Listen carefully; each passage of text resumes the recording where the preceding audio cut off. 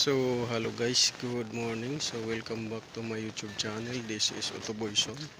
So, ngayon guys, mayroon tayong gagawing ditong Kia Sportage.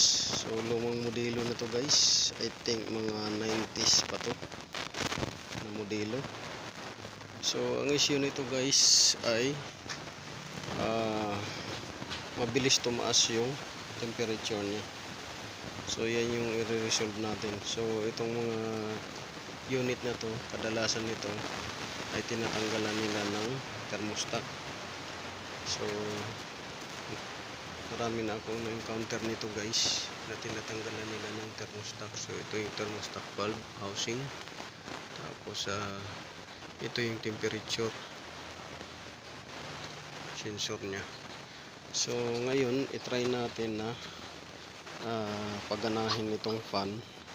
Habang umaandar yung makina, gagana na siya.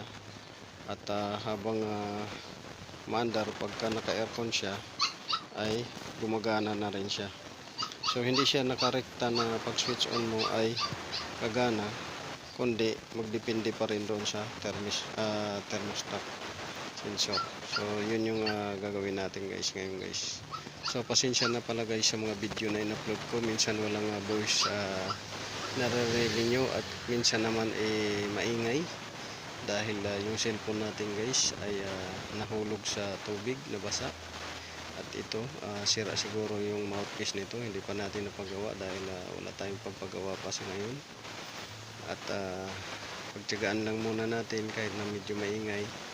Hopefully mayroon tayong makuhang cellphone na bago pang vlog at magamit natin.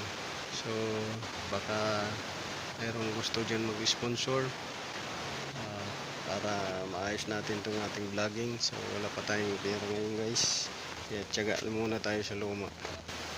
So yun lang yung sasabi ko sa inyo guys.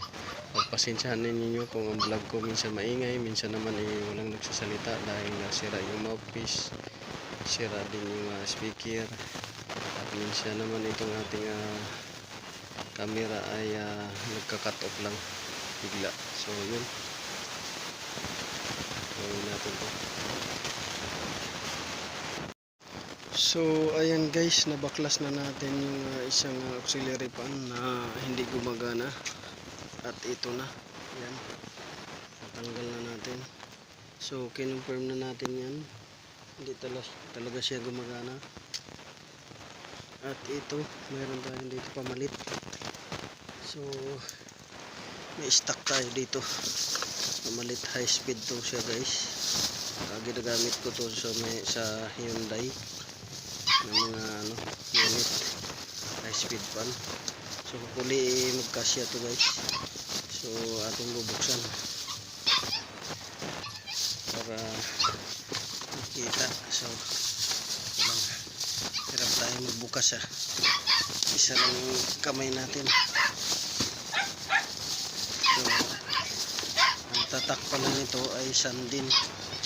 Ayan, sandin to. So hopefully magkasya yan, parehas lang sila. Yan ang ikakabit natin. Sandin ang tatak nito, high speed. So sandin yan, 12 volts.